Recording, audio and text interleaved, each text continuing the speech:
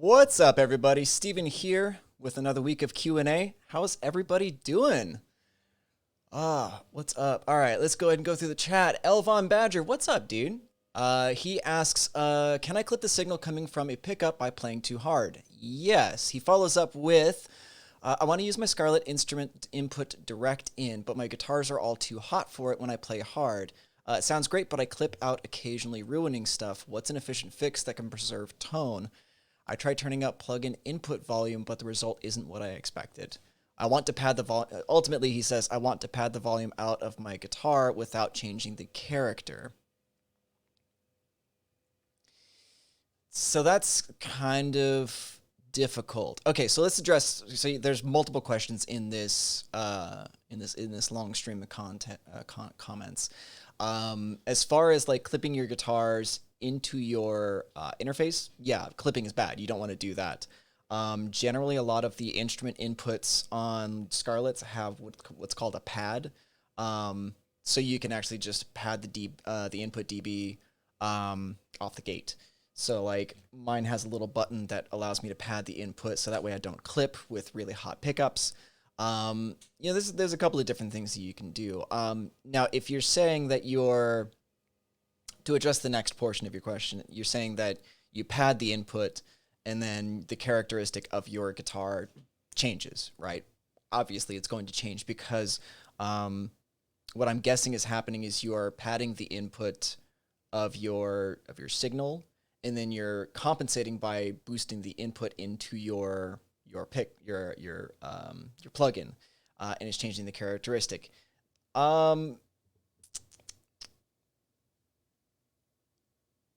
Be aware that there's going to be subtle differences to input gains and stuff like that. Probably what's happening is that you're compensating not enough or maybe too much. Let's see. What you could do, could potentially try. Now, this is a trick that some people have done in the past that I've seen, where they use either a clipper or a limiter before the plugin. So what happens is you're essentially using a compressor, so that way the more of the signal instead of the transient is hitting the saturation of the guitar. So that's something to kind of play around with and mess around with. That's interesting. I don't know. I would have to kind of try that out myself. I've never had really an issue with clipping, because I got one of the Scarletts, one of the second gen Scarletts, so I don't have really an issue with like clipping on my signal. I also have a Little Labs Red Eye DI box, so that's actually what's feeding my signal into my plugins. So I rarely have to change my input gain at all. So I have a pretty steady setup. But yeah, try a limiter, try a compressor, try a clipper, something before the plugin. Maybe see if that gets you kind of like the signal a little bit back. Really kind of mess around with the input gain more. Like if it's getting too thin, then bump your input up. If it's getting too thick, bump your input down. And it's going to be sort of a give and take. And you're going to have to kind of experiment with that. Anyway, all right. What's up, Carl? How's it going, dude? Pranav, how's it going? Scotty Dog says, hey, I hope everyone is well. Hope everything is good with you, too. Mr. Kiami, what's up? Okay, so Scotty Dog asks, so Parallax, anyone able to tell me what sort of tones I could get with it? Like, how versatile is it? It's pretty versatile. I would say that it does modern tones really, really well. If you wanted to get that sort of more mid-rangey rock tone, that takes a little bit more processing, a little bit more massaging of the tone. The Dark Glass Ultra is usually my go-to for that, and I'll kind of mix the tones between the Parallax and the Dark Glass to get that sort of thing. Parallax is on every single one of my mixes, and the reason being is that the Parallax has the low band compression that I want. It basically will clean up the low end of the DI and compress it so that way it's solid foundation of low end in the mix, so that way you don't have a whole lot of low end jumping around in your mix.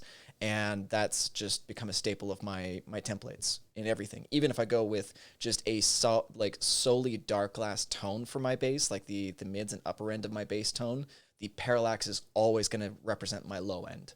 So yeah, so that's kind of my answer. Like, I think it's a invaluable tool to have. It is also flexible. It is also very capable of dialing in some great tones. But as far as just a mixing tool, it's an essential of mine now. Let's see. Madeira, what's up, dude? He says, I've been working on songs for my band a lot this week. They're starting to sound good. Nice, dude. Awesome. Cello says, I'm also producing music during quarantine. Fantastic. I'm glad to hear you guys are working on some stuff. If you guys got some stuff that you want to tag me in the Facebook group, be sure to do that. Carl says he's drinking a favorite beer after devastating his ears with this mix. Dude, I totally understand it. I've been kind of struggling with that this last week as well.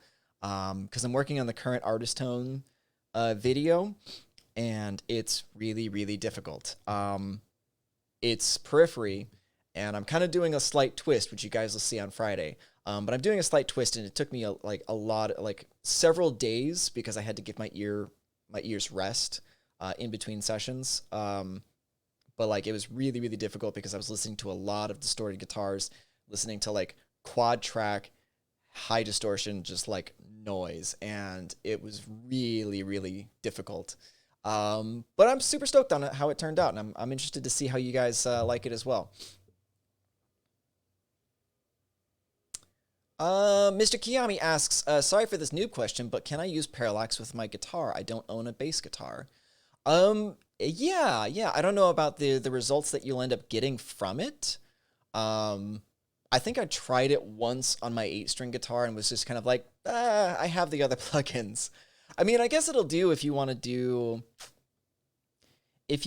use like a band of distortion, or maybe like sub in some low end frequencies or something like that to kind of like blend with another tone. Maybe you might be able to get away with that. But I haven't really experimented with that a whole lot. But I might now. Just, maybe do a video on that. If I come up with something that I like and something I think will be valuable to the user, then yeah, I might just mess around with that and then make a video out of it. Jonathan Harbour says, waiting for a couple of pedals to sell so I can order a quad Cortex. Looks so awesome. Dude, hell yeah, man. Hell yeah. I'm stoked to hear what you think about it. I'm super excited. I'll be getting mine hopefully very, very soon, so that way I can start making some demos for you guys and, just see what you all think about it. At some point, I'm going to have to go back into the studio and, profile a bunch of the amps that we had in the live room, so that way I can kind of like compare and contrast and see what you all think about it. But yeah, no, that's super awesome, dude. November, I think, because the September tier is already gone, so November is the release. I'm super excited for it. It's gonna be great. All right. Oh, okay. So Elavon Badger replied, "I don't have a pad, but that is my idea." And Scotty Dog suggests a DI box with a pad built in. Yeah, a lot of DI boxes do have a built-in pad.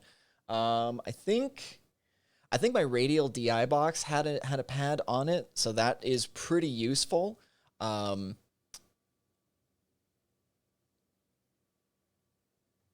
yeah. So kind of do some research on that. You can get a decent DI box for about $100, give or take. I wouldn't go any lower than $100, just because you start kind of sacrificing quality for monetary value. Jason Clement says, hello, my favorite Wednesday crew. What's up, Jason? Good to see you, brother. Simon Dove says, late to the party. Hello from Bend, Oregon. Hope everyone's doing well. Welcome, my dude. Good to see you again. Doing well out here. Things are getting a little weird. A little weird in LA, but I'm doing pretty good. I'm safe where I'm at, and yeah, things are going pretty well. I got some more content coming up. I got Periphery Artist Tones and Bring Me the Horizon. Super excited about that. I got some more live musicians to work on Bring Me the Horizon track for that. So I'm super stoked on that. What else is going on? Working on some collaborations with some of our newer DSP artists, and then going to try and get some people onto the Q&A so that way we can have some live stuff. All right, let me jump down to the chat. Okay, so Michael Lazaretto asks, hey, Steven, I was looking for a cab IR for my Nolly and Plini. Is there something like a go-to, or does all IRs, or this not the way to go? Okay, so let me see if I can, because the wording in this is a little confusing. You're looking for a cab IR for your Nolly and Plini. Is there a go-to impulse response that I'm guessing? Is there a go-to impulse response that I like or that people generally use, or is that not the way to go? Okay, so I would say that there's no particular rules when it comes to impulse responses. I'd say that there are some general go-tos that a lot of people use, like for metal, a 57 is one of the most ubiquitous um, microphones to use. I'd say the 57, the 184 is pretty popular right now, and then using another one to kind of supplement that, like a 121 or 414, to kind of round out the bottom and mid-range. It's all up to personal preference, and to me, I don't have a particular favorite. I have ones that I use more often than others, but the real like crux of it is I use impulse responses that fit the mix. And I've kind of gone over this before with previous Q&As, where I generally, whenever I get like a basic mix going, what I'll do is I'll go to my guitar cabinets and I'll start to just shuffle through the impulse responses, and then just see what pops the most or fits, that kind of fits the mix the most, as far as like, is it too bright? Is it too dark? Is it too warm? Is it conflicting with the snare? Is it conflicting with the vocals? Because everything has to fit in its own space. So I always have to try and make sure to, figure out what is going to fit the mix the best. What is the most appropriate thing for the mix? So there are ones that I go to more often than not, but it's not because they're my go-tos. It's because that's what fits with my mix. So hopefully that helps. Generally speaking, what I do is I just flip through them very fast, because your ear will get very attuned to signals very, very quickly. Sensory adaptation is very, very quick. So being able to maintain perspective while flipping through is crucial. Yeah, Jason Clement says, I really, really like the IRs in the Neural DSP plugins. That's part of why I'm willing to pay for them. I know some guys that use other IRs like Cabzilla, but I don't see the need. I don't either. Honestly, I do understand that people have certain tones that they want to achieve, and having a bigger library allows you for more tones and more versatility. The plugins that are stock in the plugins, the IRs that are stock in the plugins already, are very versatile as is. So I don't really, I don't particularly find myself reaching for other plugins that often. I have a mind to try out some that people have been sending me recently, but I haven't really found myself in a situation where I'm like out of options with the stock stuff. So that's how I feel about that. Yeah, Simon Dove says, agreed, Neural DSP IRs are awesome. I mean, like, we got some of the best capturing our IRs for us. It's hard to say, our IRs. Michael Lazaretto says, thank you so much for the detailed answer. My pleasure, dude. Anytime.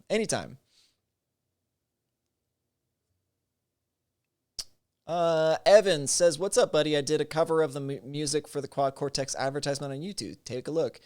Put it up in the Facebook group and tag me. I'd love to check it out.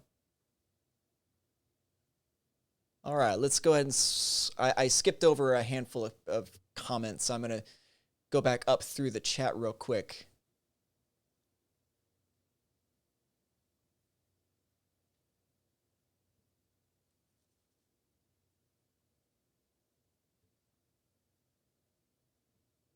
Okay.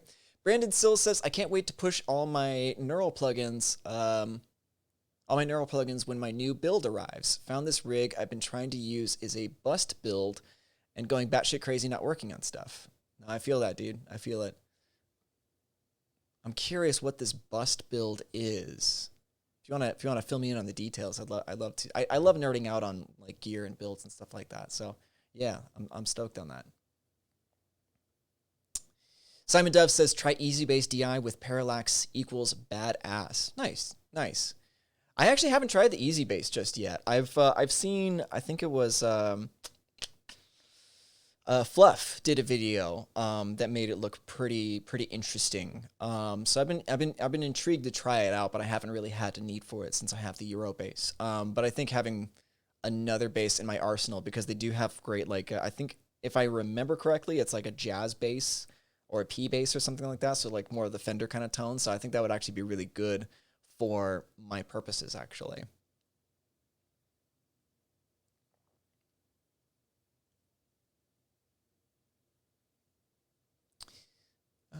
Okay.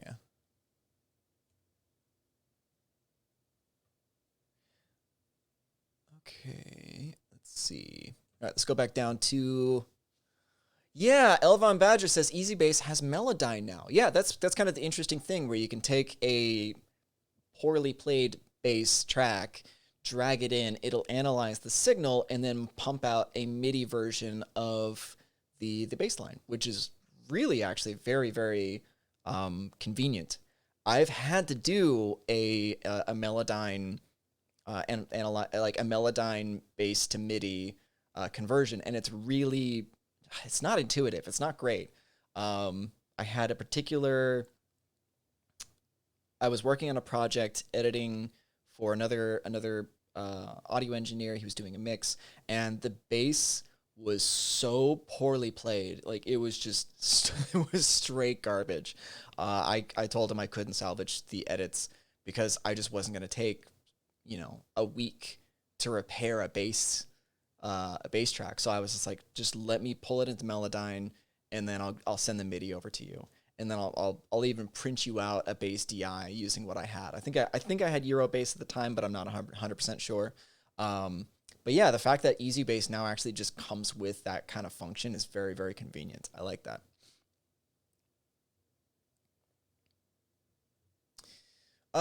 Michael Mendonca, I'm sorry if I'm mispronouncing that, which is probably happening, asks, if my interface is always hot, should I look at putting a noise gate in front of it? If my interface is always too hot. That's really interesting. I don't know. Oh, no problem. He says, also, thanks for the amazing content and plugins. It's my pleasure, dude. That's an interesting question. If my interface is always hot, like you have a really hot preamp or something like that, or your noise floor is really high. Because if it's the noise floor that's really high, you may look into either the settings, or it might actually be part of your recording environment. I find that a lot of homes are not really built to the specifications of recording studios because the electricity in recording studios has to be pristine in order to make the noise floor as low as possible so that we get the cleanest signal while recording possible. A lot of home studios are not that good. Like this, like I'm in my living room basically right now, and the electricity in here is okay. It's not the worst situation I've been in, but I actually did, gosh, this was probably like it was about like five years ago now. I worked on an instrumental metal album. It was my own project with my buddy Scott. And we were recording in my apartment at the time, which was in Sacramento, California, and it was the worst. Like the noise. Like, I had humbucker pickups, but I was still getting that really awful sound through it. And I was trying to use denoisers, dehummers and stuff like that, trying to clean things up. I ended up like recording the entire thing like guitar in lap, like this. This was the most optimal position for me for some god-awful reason. And subsequently I had back and shoulder and arm issues that coincided with that particular instance. But it kind of depends. So again, going back to the question at hand, if you have a high noise floor, it might be a problematic recording environment. So yeah, so it kind of depends on what I would need a little bit more information on that. What you could do also is if you want to try and troubleshoot your issue with support at neuraldsp.com, you might email them and see if they have any insight into it. And you guys can kind of work things out because those dudes are wizards. I love the support that we have. They are the absolute best. Seba will definitely help you out on that. Okay.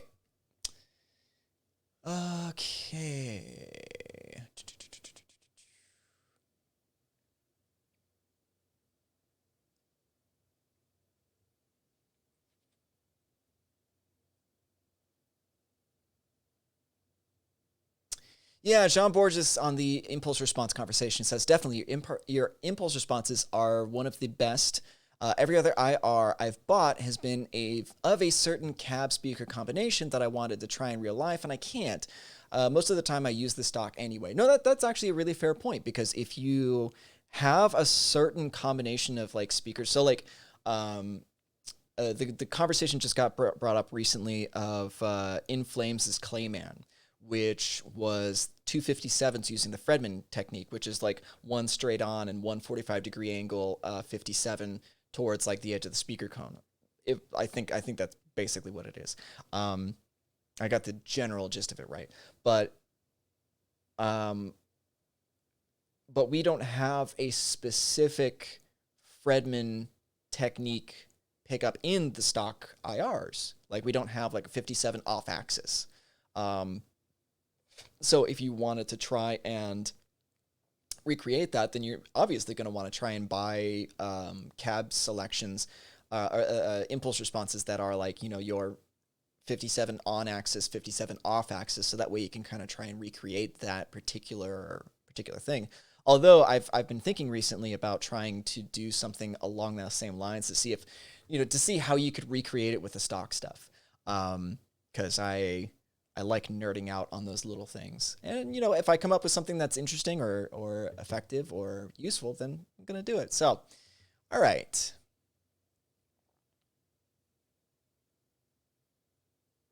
Oh, Christian says, hi from Bulgaria. I tested Pliny and it's amazing. Nice, dude.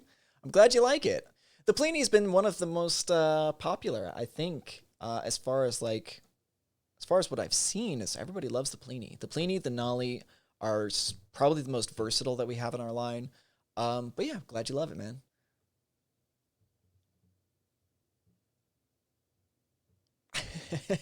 Elavon Badger says, I don't change the IRs in the neural sims anymore. I assume the patch author was right and I let it be. I mean, that's fair. I mean, honestly, I generally, I don't tweak the IRs too terribly much because they're usually set in like a very optimal position. Maybe if I want a little bit of brightness or a little bit of darkness, I might change just a teensy little bit. But yeah, no, they're pretty good. Okay, Keep Rocking asks a serious question. 57 versus 906.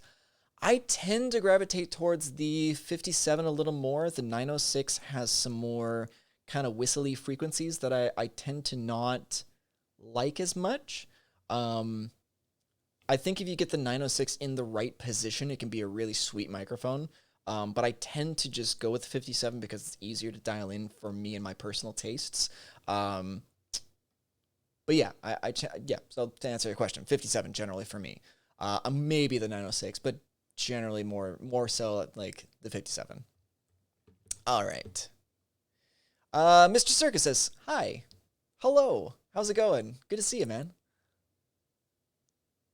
Yeah, Madero says, I really love the Nolly. Been using it quite a lot since I got it. Hell yeah, dude. Hell yeah.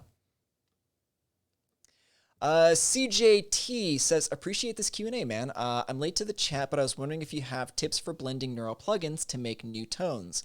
I have Abasi and Pliny. Thanks for any advice. So it kind of depends on what you're talking about. It depends on if you are talking about like two distinct takes, you know, take left, take right, and then using like Nolly and then I think you said Abasi or Abasi and Pliny, excuse me. If you have like a Abasi on one take and Pliny on the other take, or if you're talking about doing sort of like a stereo thing with one track and then doing Abasi left and Pliny right. So yeah, like always be aware of your volume levels. That's probably one of the things that I can say right off the bat because it's very, very easy to, like, the human ear is really easy to trick, especially with volume boosts. Louder, like, you know, the saying louder is better. It's actually because your ear tends to favor louder signals. So like when I'm mixing, I try to keep my volume actually kind of low. Like it's not at a super loud volume because I don't want to be tricked while I'm mixing. And then not only that, but also like making sure to volume match plugins and stuff like that as you're processing your signal is also very, very important because what happens at times when you instantiate a plugin. So let's say I'm using a compressor. You know, just for the example's sake, I'm using a compressor. I instantiate it, and then there's maybe a 2 dB boost. from using the compressor. Immediately, it's going to sound better. And that's because louder volumes tend to, we tend to favor louder volumes. So, and even then, like say you dial in a compressor, what happens a lot of times with the compressor will bring up the softer portions of your audio signal, and make it overall louder. So you have to bring down the volume to match the input to the output. So that way you don't get tricked, because you'll end up liking the louder signal. So when you're dialing in two different tones and trying to blend the two, always be aware of the volume differences between the two. What I would suggest is pan one hard left and one hard right, and try and make sure that the output levels are consistent between the two. Also, gain levels, because your gain will do the same thing as a compressor and make the overall volume kind of louder and more saturated. If you have less volume or less gain on one side, it's going to be perceived as a lower volume signal. So those are just a couple of different things. Yeah, that's probably one of the biggest takeaways, is just making sure that your volume levels are your volume levels and your gain levels are going to be of similar types.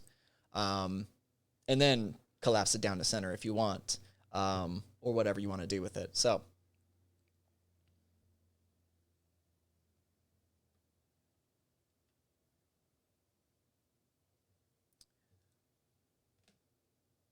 Larry Streck. Okay, so this is, okay. Off-topic question. In the Dingwall D-Rock video you did with the gold 5-string, what strap is that you are using? I think you're thinking of another person. Went to the wrong chat. Are you by chance looking for Patrick? I think that's who you're thinking of. Because that's the only other somewhat ginger. Oh, Jacob Umansky. I realize you're not Jacob Umansky. I'm not, actually. We don't look very much alike, but I appreciate you thinking that I'm him, because he's a super talented dude and very, very nice as well. All right. It's all good, man. Larry Streck, it's all good, dude.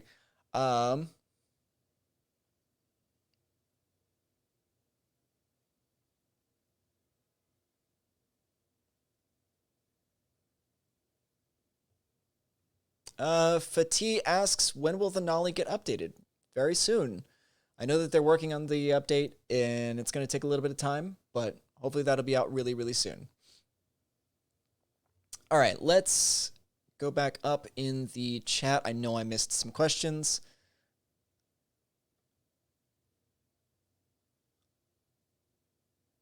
Okay, so Nick Ryan asks, I find as the neural plugins are made mostly from metal, I get great heavy humbucker tones, but I struggle getting great heavier tones out of my strats. I'd love some advice on getting fatter strat tones. Nick, that's a good question. That's actually a really good question, because yeah, the humbuckers generally have a little bit more of an advantage over single coil guitars. What I would probably recommend, and this is a fairly popular. Let's see. Did I change scenes? Yeah. Okay. This is a fairly popular technique. So this does have humbucker pickups, but I can split the coils. So it's kind of like using a single coil. Let's see if I can get some signal to you guys. I'm actually using something really cool right now.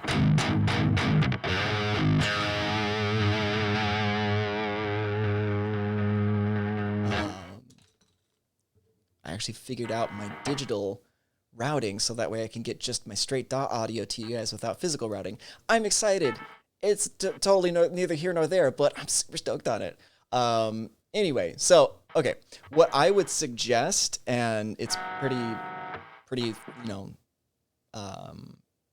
solid thing to do, is using an overdrive pedal beforehand to push the signal into your amplifier. Because what you're doing is you're basically allowing the signal to get more saturation out of the pots, out of the gain and the tone stack. So like if you listen to this,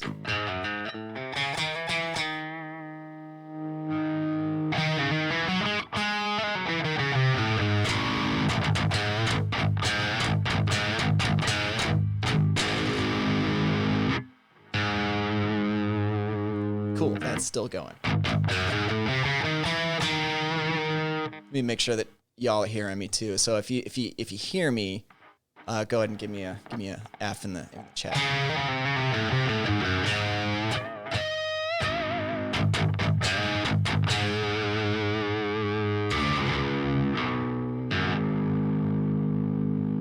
All right.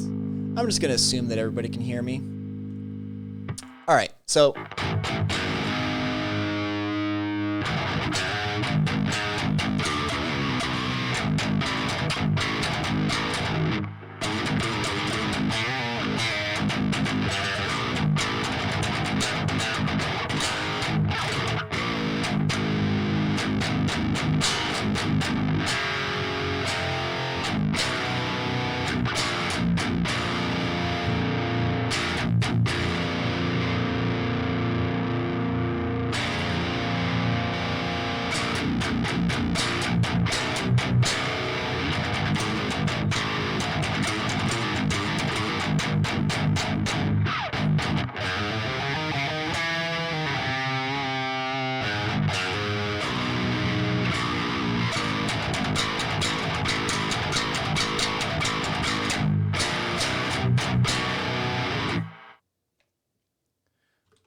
Yeah, so that's generally how I would go about that.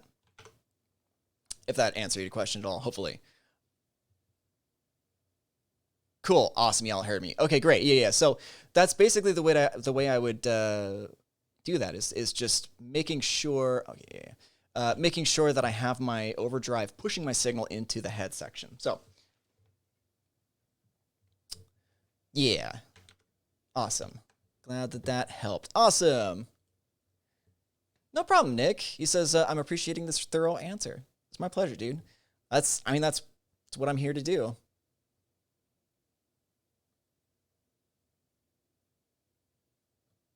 Yeah, John Memo says, oh man, this is exactly what I love in your stuff. I lower the guitar volume and the sound gets crunchy to cleanish, not dead. Agreed. No problem, Nick. No problem. All right.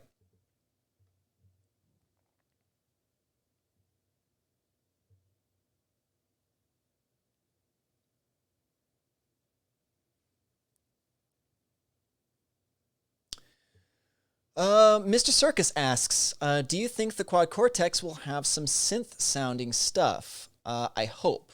I'm going to guess you're talking about like some sort of like modulation effects and stuff like that, which it will have modulation effects.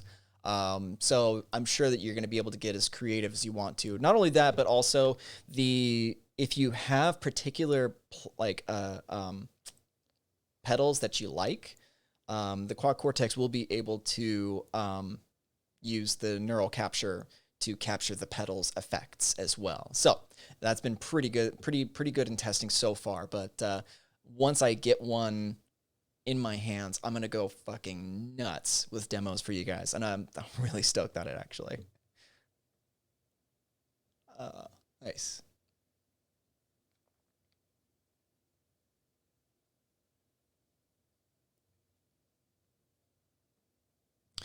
Sadura asks, any plans for iOS? I'm guessing you're asking if we're going to be releasing the plugins for like an iPad or something like that. I don't know of any plans currently. I'm sure that they'll either tell you or you'll see the soonest advertisements before we eventually release it. But at this point, I don't know of any plans. But yeah, we'll see what happens. Keep that question.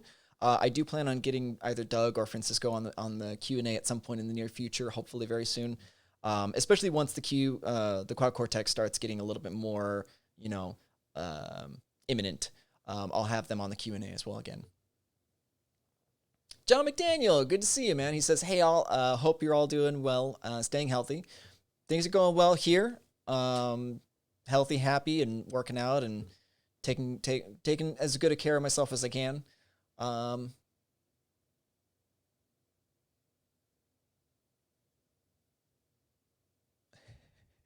Hosa says, I play kind of like Shink Chugga Shink, but I want to do more like Widdly Daka Woo. Can you help? Dude, hit me up on the side for my private mentorship. It's $200 for the first 10 minutes. In which case I'll show you how to tune your guitar using the Neural DSP plugins. To anybody who doesn't know, host is my buddy Dylan. So he comes in here to shit post and then hops out. So love you, man. Cool. So we got about 20 minutes. How's everybody feeling? We got some interesting things coming up. Are you guys interested in a new competition? I'm looking to start putting some more work into another competition.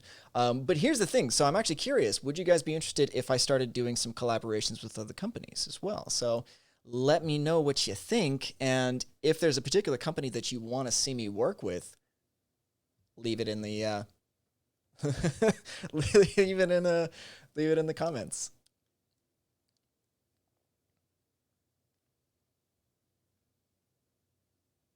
So Corey asks a good question. I know some pitch shifters have this little warble. I'd imagine the QC would be powerful enough for rock solid tracking an octave down, but I thought I'd ask. So far, the pitch shifting is done really, really well.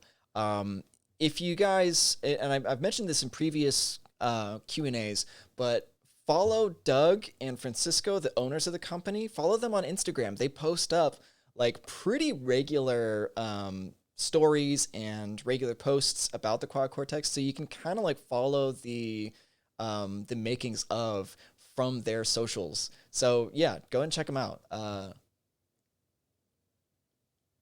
Hostess says, "Oh my God, what a deal!" Sebastian Sid says, "Hey man, big love for your plugins. Appreciate it, man. I'm glad that you love them, and I'm glad that you're here for the Q&A." Michael D says, "Yes for the collabs. Agree on collabs." CC Lee says, "Trader ... and I don't know what that's in reference to. So sorry. Not in on the joke if it is a joke, but you know. Marcella says, "Universal Audio." Andrew Chetty says, "My brother just it's hard to talk sometimes." Andrew says, "My brother just bought the Nolly plugin. Can I use that 20% discount code for me to get a Parallax?" Well, the Parallax is actually on flash sale right now, which is 50% off. The 20% loyalty does not stack on top of that, but it's on 50% sale right now. So there you go. Madera says, "Maybe a collab with MXR. I love these pedals." Elavon Badger says, "Can we try a shorter time frame competition? One entry, no teams." Well, here's the thing. The teams have actually been pretty popular. And on average, I would say that less teams get picked than not. So I'm not sure exactly what the issue is with the teams. You know, shorter time frame, sure. I liked actually giving people a month to work on the collaborations as well. But I'm not sure exactly why you would want a shorter time frame and no teams. So I'm curious. I'm actually kind of curious what your thoughts are on that.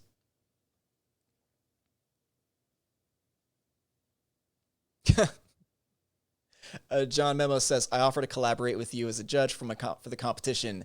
Instantly choose his own entry. Nah, I get you, man. Okay, so yeah, Elavon Badger says, "I noticed that too about teams not being overpowered. I just like the feel of one creator." I don't know. I mean, like, cause the thing is, the reason why I chose teams is because I like seeing people work with each other. Like, this is a community.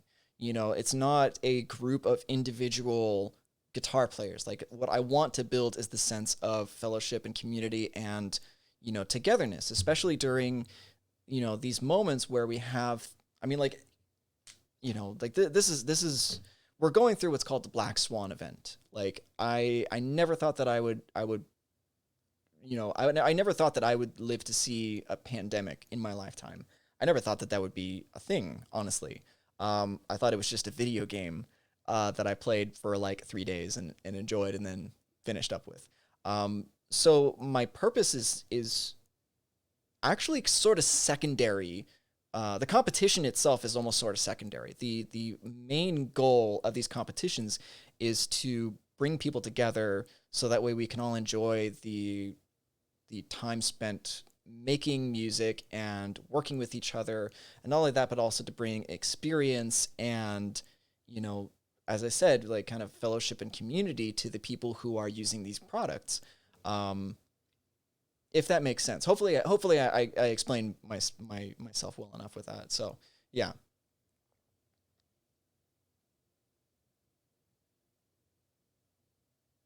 Andrew Chettery says, I can't see the 50% discount on the Neural website. So if you check your email, if you've subscribed to the email, check your email, and I believe that the code is Parallax 50, and you'll have to enter that on checkout.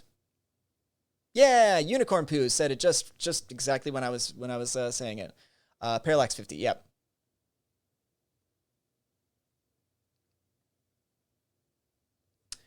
Mr. Kiyami says, sorry I was away. Is Parallax for bass guitar only, or can I use guitar to get bass sounds with Parallax? It doesn't quite work like that. Maybe if you have an 8 or a 9 string guitar, you might be able to get some usable bass C kind of tones out of the lowest strings. But when I tried it, I wasn't super duper impressed with it. But again, that's something that I might experiment with pretty soon. If I find that there are results that would be useful to the group, then I will definitely make a video on it, or just make a short snippet and put it up on Facebook even. So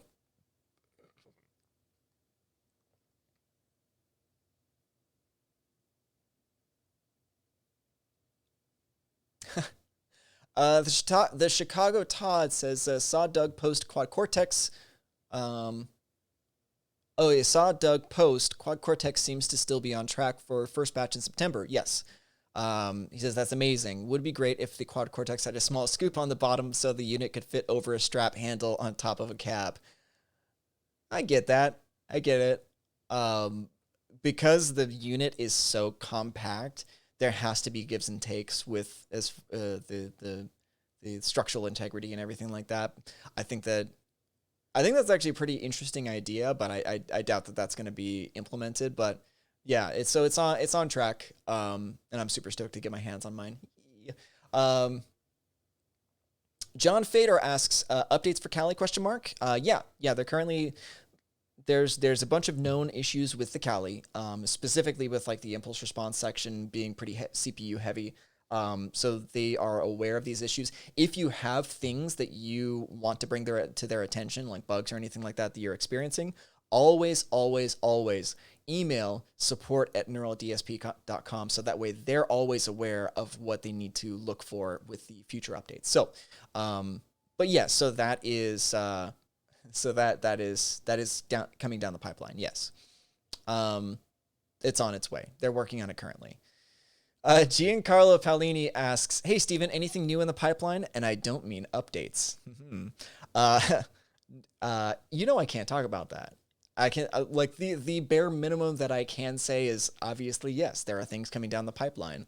When they are coming out and what they are, I cannot say because contracts and stuff like that. Plus, I kind of just like seeing you guys like guess about what's coming up. If anything, it actually gives me a good idea on things that you guys want to see for the channel. So guess away. Yeah, no worries, John. Yeah, anytime.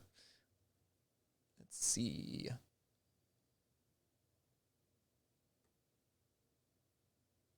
Okay, so my dude asks, I can't read his screen name. It's in a language I'm not sure. I don't know. Anyway, my dude asks, which interface do you recommend to gig? ? Okay, so when you're looking at an interface to gig, it really just depends on how many inputs and outputs you want, as well as if you want MIDI control abilities. So like the lowest I will go, like if you're looking at like the Focusrite Scarlett line, the lowest I'm going to go is like a 4i4. Because you have 4 inputs, 4 outputs, and a MIDI USB port on the back. So that way you can have your MIDI controllers and plug that into your interface. Now, you do have 4 outputs, which is nice because you can have like two going out to front of house, and then you can have two going out to a power amp and your cabinet for on stage sound. So like it kind of depends on the setup that you want. The most basic would be the 2i2, two inputs, two outputs. But again, I kind of want to have that MIDI port on my interface, so that way I don't have to use any sort of workaround with like a USB or something like that. So like it's less about the specific type and more about the requirements you're going to need to play live. So I would say probably at least two inputs, and then 2 to 4 outputs, MIDI port, and then like as long as your interface kind of reaches those standards and has good reviews online, you're going to be pretty safe to use it no matter what. So I know that the current like second and third gens of the Focusrite Scarlett line are solid. Oh, it's Hebrew. I'm sorry, man. Okay, cool. Now I know. Idamar Vidal, that was his question. So yeah, so it kind of depends, like as far as your requirements for playing on stage. Like for me, I'd be actually very, very comfortable taking my 6i6 on stage with me, which is I have my instrument inputs on the front, so I could just plug directly into my my interface, and then I have 6 outputs on the back, so that way I have a pretty flexible setup in which to do front of house, in-ear monitors, or on stage cabinet. So it depends on the flexibility of the requirements that you want. Yeah, so.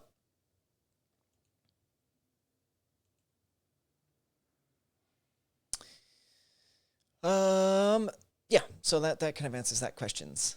Andrew says, sir, I'm ready to buy the Parallax straight up now, but I don't have a credit card. Can you give any alternate options? I don't know if there are any alternate options. I mean, you can email support@neuraldsp.com and see if they'll be able to work with you on something. But I personally don't know what other options there are. But yeah, hit up support. They'll help you either way.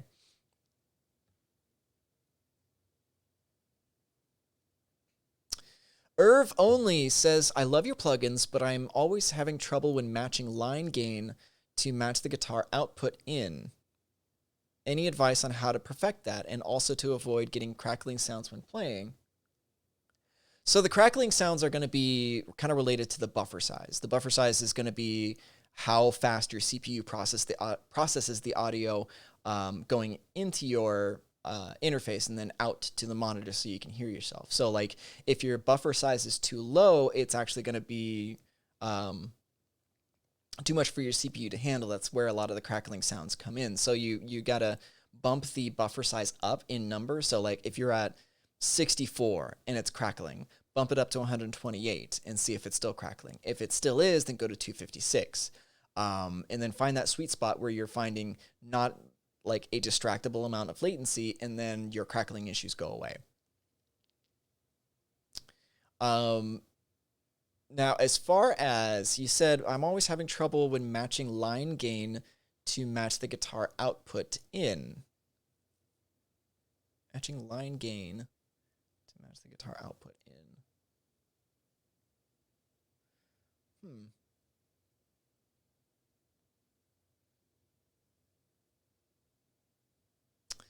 I don't know exactly what you're asking. To be very honest, the wording is a little confusing. It says, I'm always having trouble when matching line gain to match the guitar output in. Any advice on how to perfect that? Because I generally don't have to think too much about that. To be honest, I very rarely mess with the input knob.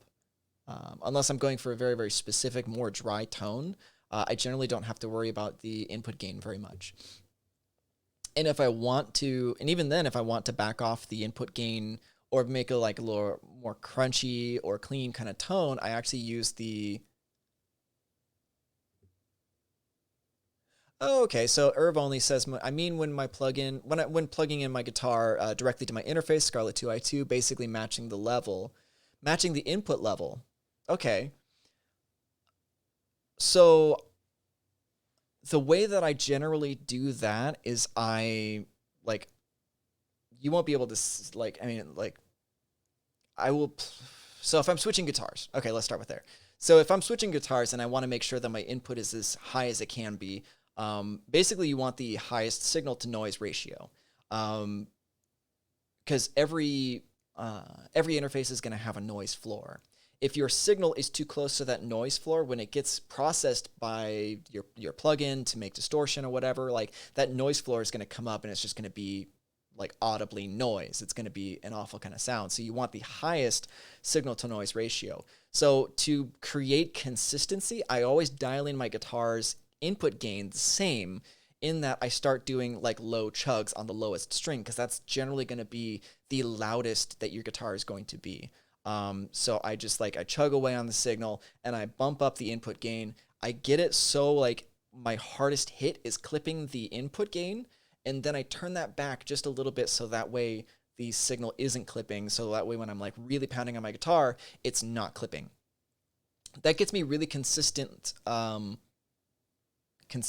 signal to noise ratio, only because, again, it's just like I dial it in the exact same way every time, so that way my DIs are generally going to be, you know, within a certain level of each other.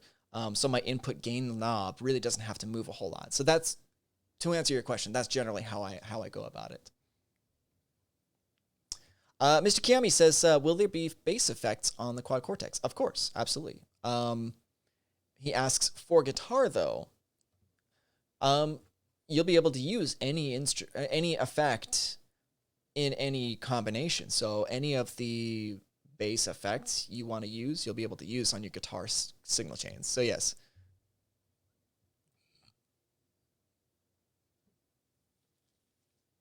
So this is a question I'm seeing kind of pop up a little bit between, you know, during the chats. But I'll answer this one. Will some YouTubers like Ola, Rebea, etc. get a more completed version of the Quad Cortex anytime soon for videos? Just having a hype itch before those pre-orders come through. As far as I know, that should hopefully be coming out in the next month. I don't quote me on that because I'm not 100% sure of the timeline at this point. But that's going to be coming out very, very soon. I know they're going to want to start ramping up videos and demos for, you know, for the launch to get people really excited and hyped for it.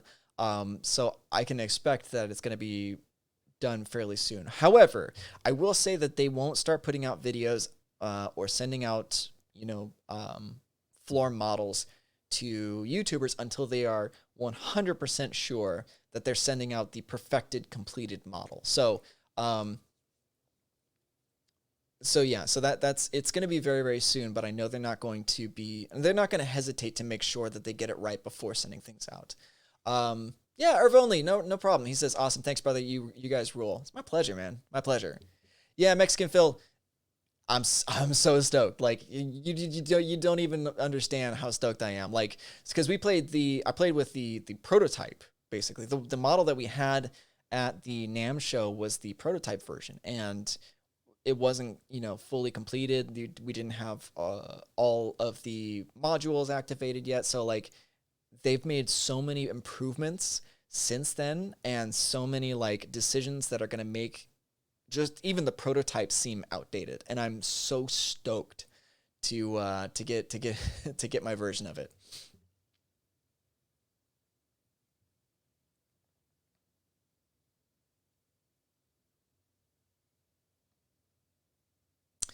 Okay, Max asks, thanks for all you do. Questions about running a Scarlett 2i2. Do you increase the gain on the input if the interface,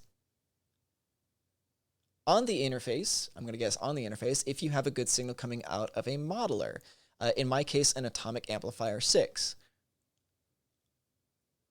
So that I'm going to say that that's going to fall under the same category as the previous question from my dude Irv.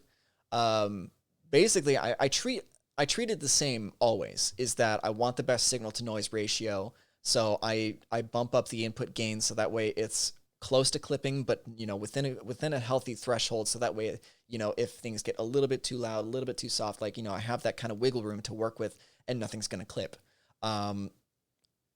Yeah, that's basically the general rule, because again, it's like you want the best signal to noise ratio, so that way as you're processing it, that noise floor doesn't come up and interfere and mess up your signal. So So yeah, so like I would generally turn it up to the point where I know I'm getting a good clean signal. That's it. That's about it. However, do you increase the gain of the input out of a modeler? Make sure that your modeler isn't sending out a signal that's going to mess up your preamps though. However, so like make sure that it's something that it's microphone level or line level. Yeah, microphone level. Like especially if you have mic preamp, like make sure that it's mic level that's coming out of your modeler. I know some of them do. It kind of depends on the model that you have, but I think if it's Atomic Amplifier 6, I haven't heard of that one. But just be sure that you don't have to have anything that's load bearing beforehand, like a 2 notes torpedo live or something like that. Madera says, if I start a YouTube channel, will I get free neural DSP stuff? I mean, if you get enough subscribers, then, you know, we can talk. But yeah, feel free to do a YouTube channel, do some stuff, you know, we'll see. We'll see.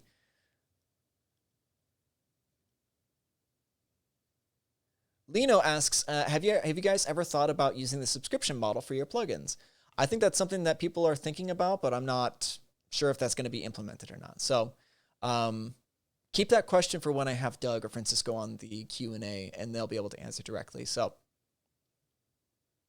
Mexican Phil says, I seen every video. I seen like every video of that NAMM show. LOL. Thanks for the response. No problem, dude. No problem. The NAMM show was fun. It was exhausting, but it was so much fun. I had an amazing time.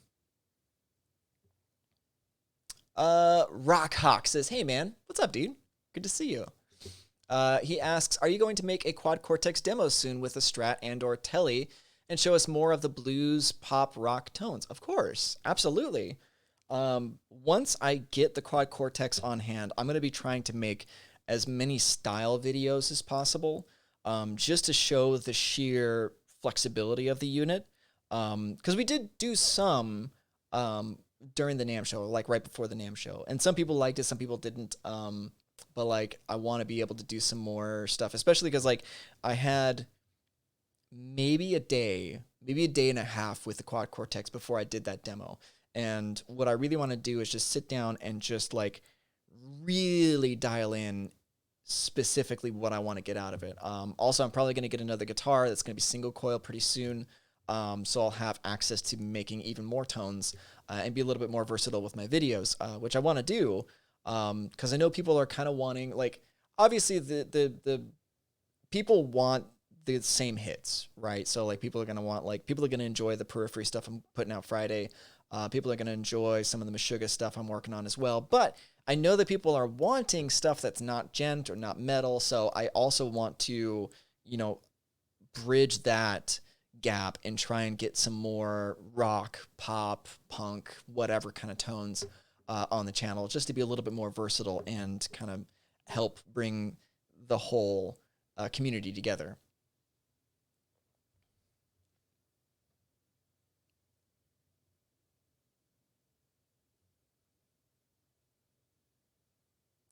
So Dom asks, and this is a good question, he asks, when recording digitally with the Quad Cortex via USB, will you have to set the Quad Cortex as the interface into Pro Tools, thus not using your actual interface? Yes. I'm going to guess that is, you know, because Pro Tools is very particular about the interface that it uses. I can tell you it's a pain in the ass sometimes. But yeah, you'll have to set that as the interface so that way you can pull the inputs from your Quad Cortex into Pro Tools. Yeah.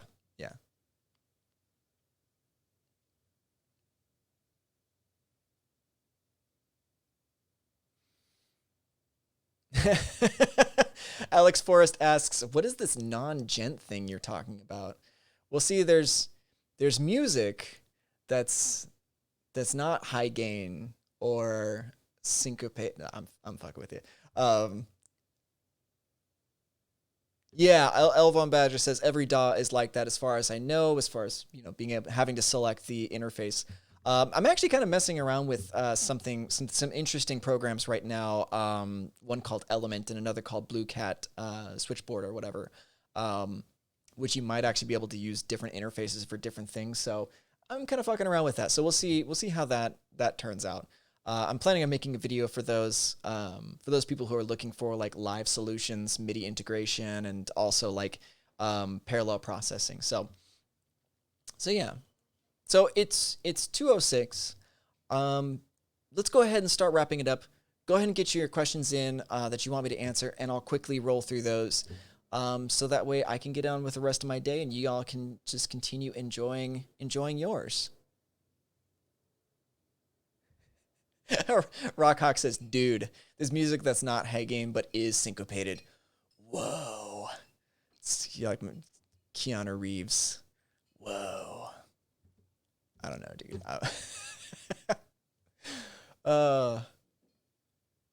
Let's see. Okay, so Denis asks, do you have amps from your plugins in Quad Cortex? So the plugins are going to be ported over into the Quad Cortex at a later date. Some people have been asking about that, and yes, that is going to happen. So if you own the plugin, that will be ported through your account, your user account, into your Quad Cortex. You'll be able to use the individual blocks, so it's not going to be a single instance, which is actually kind of cool because then you can sort of mix and match parts of the plugins to create your own signal chains. So they're going to be individual blocks like the Fortin grind and the Fortin hex drive are going to be individual blocks that you can use either in sequence or in parallel or individually with other plugins. So like you can have like just like a weird, like you can have like a setup like the Fortin hex drive going into the Nolly's third head into the granifier impulse response into one of the EQs, and then delays. And so like it's gonna be really, really flexible. But yes, those will be added into those. The Chicago Todd asks, did I miss any demos of the neural capture? If not, hopefully those will be out before the YouTubers get their units. Yeah, so we're going to be doing our own demos. I believe that we're going to have them out before the YouTubers get them. But again, I'm not sure of the exact timeline with those things. Those are different sections of the company.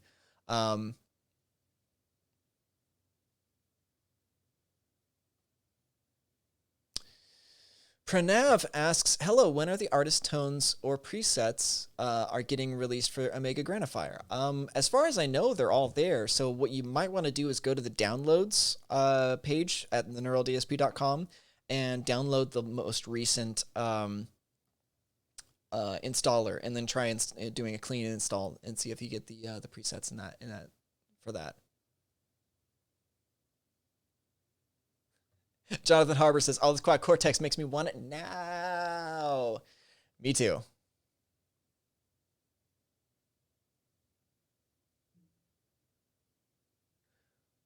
Okay, so Bill Warner asks, do the Neural DSP products play nicely with external pedals, or is it better to run it as a plugin and the effects in your DAW? I haven't tried it out so much personally, but what I've seen from a lot of the users that have been posting in the Facebook group, yes. As long as your signal isn't clipping on the way into your interface, yeah, I've heard that they actually do really, really well. Like I have a precision drive, the Horizon Devices precision drive that I really want to try out with the current Artist Tones video that I'm working on. So yeah, definitely, I would definitely try it out. What I would suggest is get yourself a DI box that splits out into two signals, right? So like an affected and a clean tone. So that way, so if you're doing like something like with a precision drive, you always have the clean DI to go back to should you want to change your effects in some way. So that would be my only suggestion for that. Or run like a normal setup, so you have your input into the interface, and then have your output going to your pedal. Like have like a separate output instead of your like 1 and 2 output. Have another output like out of 3, 4, 5, or 6. Depending on your interface, go to the plugin and then have that go into your other input. And there's a couple of different ways you can go about it. But yeah, I've heard that they take really well to that.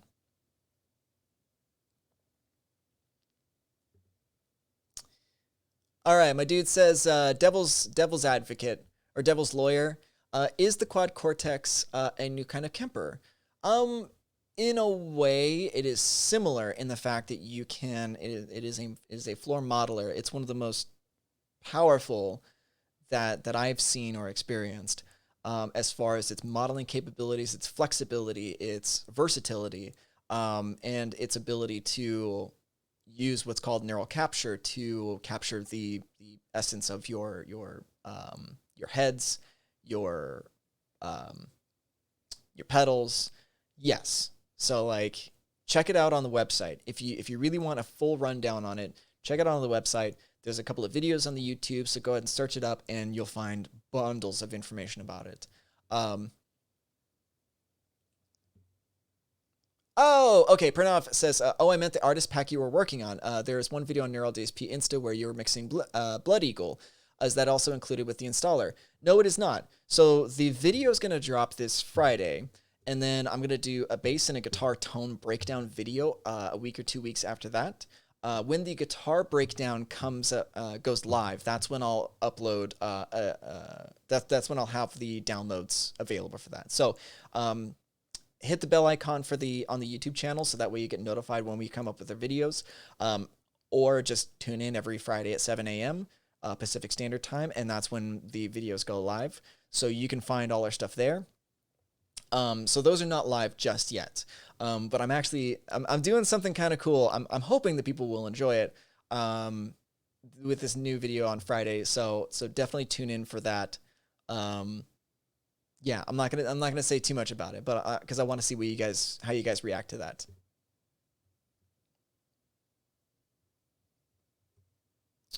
Elavon Badger says, would a volume pedal be good to pad my guitar into the interface while staying 1/4 inch signal full tone, as opposed to a DI with a pad, DI box? I mean, that is a way around it. Yeah. I still feel like you might get better tone with the DI box, but I haven't personally tried it myself. Like I've only been using DI box for all of my videos, and that works super well. Basically, what a DI box is it's just a matter of getting a clean signal into your interface. So while that is a solution, I don't know if it's going to be the best solution, because also not to mention, like with pedals and stuff like that, every pedal you include is going to add a small bit of noise as the signal passes through all the components of the pedal. So just be aware of that. Yeah, I'm curious. So Pranav says, yay, awesome. I have tried to get some periphery tones out of the Granifier, but no luck. Yeah. And then follows up with, any thoughts on what is the best sample rate to record with Neural DSP plugins, 44.1 or 48 kilohertz? I know it's suggested on the website 44.1. That's going to be good for most users. I personally do 48, but that's also because I work with a bunch of people who also run sample rates of 48 kilohertz. You'll get a little bit out, but you get a little bit more out of the oversampling switch as well if you go with the 48 kilohertz. But for most users, it's not going to make that big of a difference. So if you go with 44.1, you're going to get just as good a tone as you will with the 48 kilohertz. Cool. Excellent. Yeah, let's go ahead and call it a day. It's 2:15, and my throat's starting to get a little sore because I've been talking a lot. And sweet. Yeah, let's just call it a day. So I just want to thank you all for coming out to the to the live show. As always, this is again one of my favorite things to do, and I'm super stoked that I get to do it. So.